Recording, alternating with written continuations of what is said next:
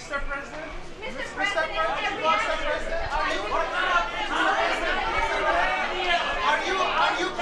that you are not being pushed forward with you? Are you confident you are not being pushed? So we had a great meeting yesterday, as you know, with the Prime Minister. And I think that as far as Pakistan is concerned, India, they're talking. I'm certainly willing to help. I think they would, in a certain way, like my help, but they have to both want it. They have very different views, and I'm concerned about it. On Iran, I think we're doing very well. Let's see what happens with Iran, but we're in very strong position on Iran, and I think they'd like to do something, and I think it would be a smart thing for them if they did.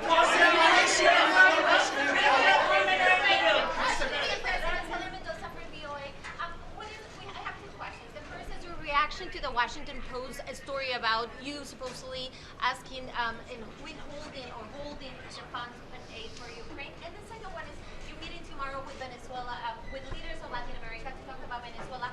Nicolas Maduro said that if the United States changed the policies of Obama, they will meet with you and they would love to have talks. What do you think? So here's the story. Very simply, we're watching Venezuela very closely. As far as withholding funds, those funds were paid. They were fully paid.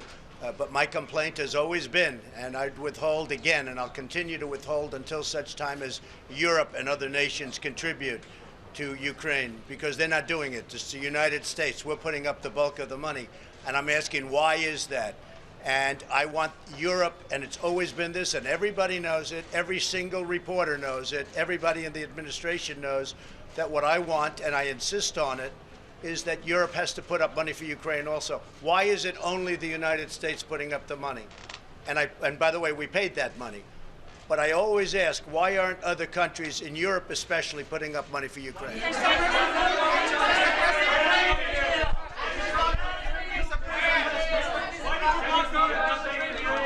ask a question? Go ahead.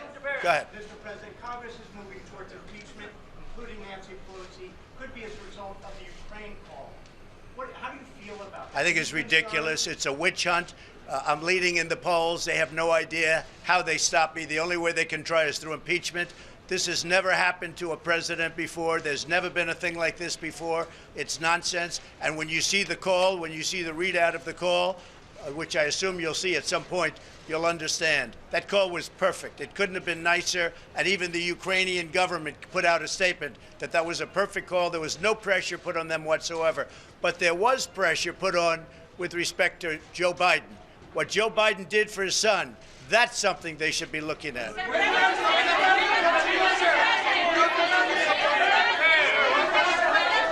ahead, you. Why did you block aid a week before the call with the Ukrainian president? Because very important, I want other countries to put up money. I think it's unfair that we put up the money. Then people called me, they said, oh, let it go, and I let it go. But we paid the money. The money was paid. But very importantly, Germany, France, other countries should put up money. And that's been my complaint from the beginning.